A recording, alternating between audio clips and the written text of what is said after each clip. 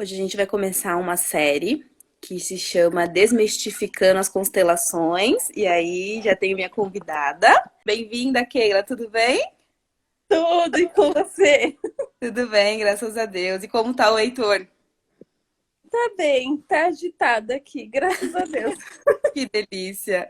A Keila tá grávida de 9 meses. Ela é uma das minhas clientes, assim, que desde o começo, né? Desde quando eu comecei a constelação, ela já participa e tem várias histórias interessantes. E eu criei esse novo projeto para a gente desmistificar um pouco, né? Porque muita gente tem medo de constelação, e aí eu convidei algumas pessoas para participar durante o longo do mês, assim, para a gente conversar um pouquinho, para elas explicarem como foi a experiência. Keila, quando foi que você ouviu falar pela primeira vez de constelação na sua vida? Bom, a primeira vez que eu ouvi falar de constelação foi você que apresentou. Ah, eu mesma. Eu tava fazendo terapia e eu lembro que chegou numa época da terapia que eu tava. Tive que tomar remédio porque não conseguia levar mais para frente. E aí você começou a me falar sobre a constelação. Só que você ainda nem fazia o curso. Eu acho que isso foi por volta de 2016. Eu acho que eu até lembro, né? Foi no portão lá da garagem. Eu lembro Isso, disso. isso mesmo. Foi uma conversa assim totalmente Despretensiosa. é, e Maravilhoso. que você me falou e que mudou completamente. Entendi. Muitas pessoas ouvem falar geralmente na terapia hoje em dia, né? A E própria psicóloga indica e tudo mais. Você primeiro, eu não me lembro disso de verdade. Você primeiro participou como representante ou já foi constelar? a primeira vez eu participei como representante, mas no mesmo dia eu já constelei. Ah, foi? Eu não me lembrava disso. No mesmo dia. Dos papéis que você já participou como representante, qual que mais impactou a sua vida, assim? Qual que não saiu da sua cabeça quando você fez do papel de outra pessoa, de outra vida, de outra pessoa? Eu fiz a pessoa, ela estava em luto pelo pai.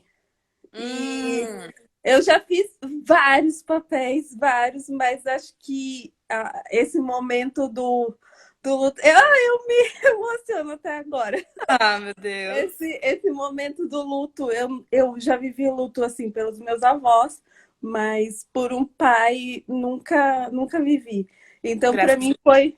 Então, para mim foi bem impactante. Foi assim, foi lindo é, ter esse momento da despedida dela com o pai e tudo, mas eu acho que para mim é o que eu sempre penso em constelação, eu falo, ai que maravilha, sabe? É muito emocionante. Eu, infelizmente, já tive que constelar meu pai, né? Morreu em 2018 e para mim foi um encerramento de um ciclo mesmo, sabe? Eu poder me despedir dele depois de 6 meses foi muito, muito profundo para mim também. E eu acho que dos papéis que a gente faz, tem uns que chamam muito mais atenção da gente, né, do que os outros.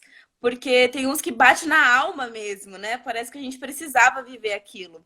E o próprio Beth Hering diz que 90% dos casos quando você é chamado para representar algum papel na sua vida, é porque entra em ressonância com o seu próprio campo.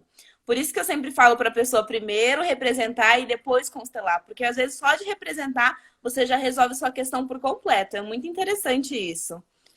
Assim que eu tive acesso à constelação, foi uma das coisas que mais me intrigou. Aí todo o papel que eu fazia durante a formação, eu ficava, o que será que isso tem a ver comigo? A gente fica sempre se questionando, né? Ó, eu queria saber também, depois que você sentiu a mudança na sua vida, você quis que mais pessoas constelassem? Porque isso é natural, né? Depois que a gente conhece, a gente quer sair despertando todo mundo. Total. No meu trabalho, eu saí falando para todo mundo: ó, oh, você precisa constelar, você precisa. Na minha família, nos meus amigos todos, eu acho que é, tem. Eu acho que vários já foram através de mim Uhum. constelar, porque eu sou apaixonada, assim. E até assim, um adendo falando assim, você falou da psicóloga, né? Então, Aham. aí a minha psicóloga também, quando eu falei para ela que você estava fazendo o curso, que eu tinha feito, nossa, ela amou Ai, também. E aí super indicou. Então, depois que ela falou isso, eu falei, opa, então é agora mesmo. É, Aí eu, porque é uma profissional da área, né? então, aí eu saí falando para todo mundo, entendeu? Para todo mundo que eu conheço e que me dá a abertura, né, para falar, eu falo. Tem tudo isso, tem que ter Achei maravilhoso quando meu marido foi constelar. Ah, Foi é assim, verdade, é muito sucesso. difícil levar homem, né? Eles são muito céticos, nossa. Então, e acho que foi maravilhoso quando eu consegui levar ele. É um momento que todas as mulheres, na verdade, buscam por isso, né? Que o homem vá tratar. Homem não gosta de terapia e eles têm muitas questões para ver, né, gente? É uma coisa muito. Eu até fiz, depois desse dia, a constelação para homens. Você levou uma galera. Chamei todos Você os faz homens que eu parte disso, conheço. viu? Chamei todos que eu podia, levei, porque foi bem legal. Você fez parte do Ressignificar-se, né? Que é um programa de autoconhecimento que eu desenvolvi do 2019. Isso. E como foi para você participar do Ressignificar-se? O que que te deu o estalo assim para você participar de um programa de autoconhecimento com constelação que não é algo fácil, né?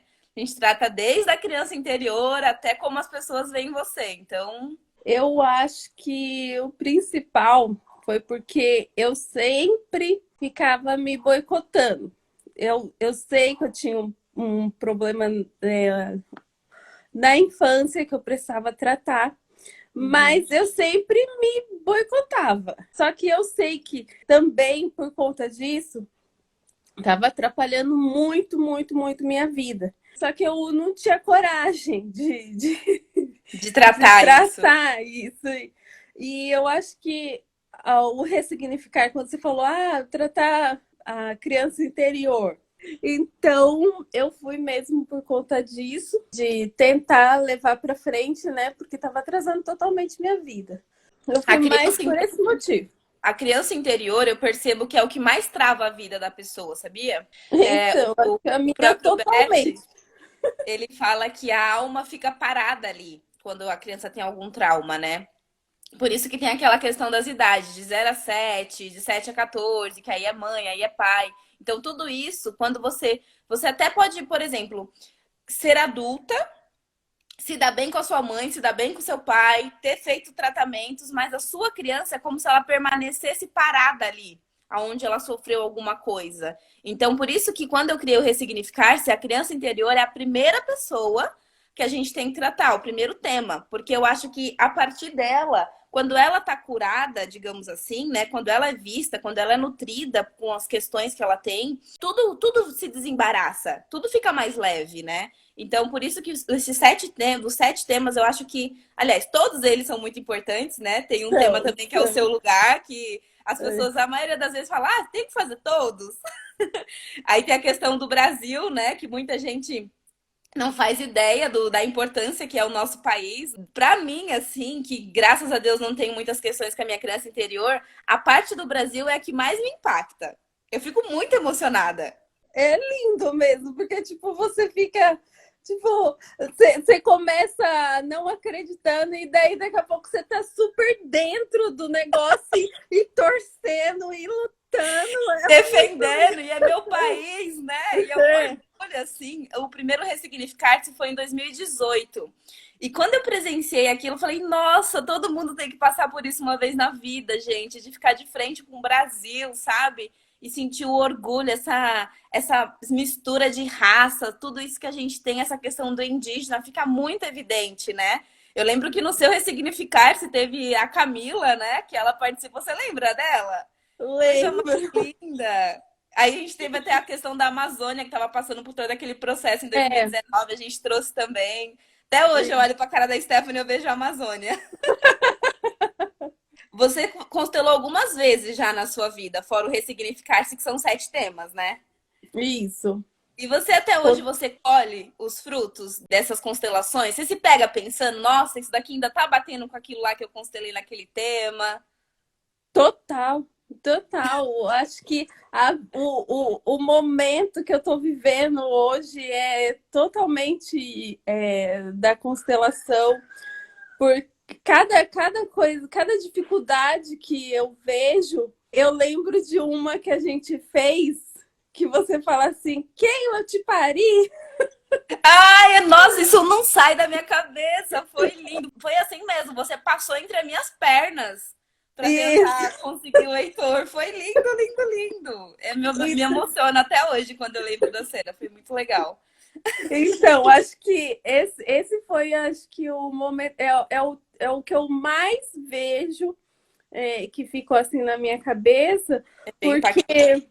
é, porque, é, porque as dificuldades, né? Você sabe quais foram as minhas dificuldades para ter o Heitor. Então, acho que naquele momento, acho que foi assim é o que eu mais lembro. Dor de águas, né? Mas assim, tem vários, né? Vários. É, eu também, eu percebo. E assim, às vezes eu fico em ressonância com o campo das outras pessoas. Às vezes eu vivo algumas coisas na minha vida que eu já constelei em alguém. E eu falo, nossa, olha, eu tô passando por aquele momento específico que eu constelei tal pessoa, e aí eu tomo as decisões de acordo com aquilo que eu já vi no campo dela. Então é muito interessante como tudo tá emaranhado mesmo. Aquela questão, com o próximo, você aprende a tomar decisões na sua própria vida. Eu acho isso muito interessante. E a constelação, ela traz muito isso. E depois do ressignificar, se você literalmente ressignificou sua história, como é olhar para as pessoas depois disso? É um olhar diferenciado, principalmente no campo assim da minha mãe, como eu vejo ela.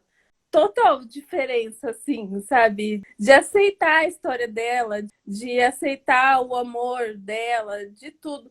Eu acho que mudou completamente, mudou a forma como eu vejo meu marido, Foi lindo, tudo. né? De ser do seu lado nas constelações. Ai, gente, eu não aguento quando o marido ele quer ficar pertinho.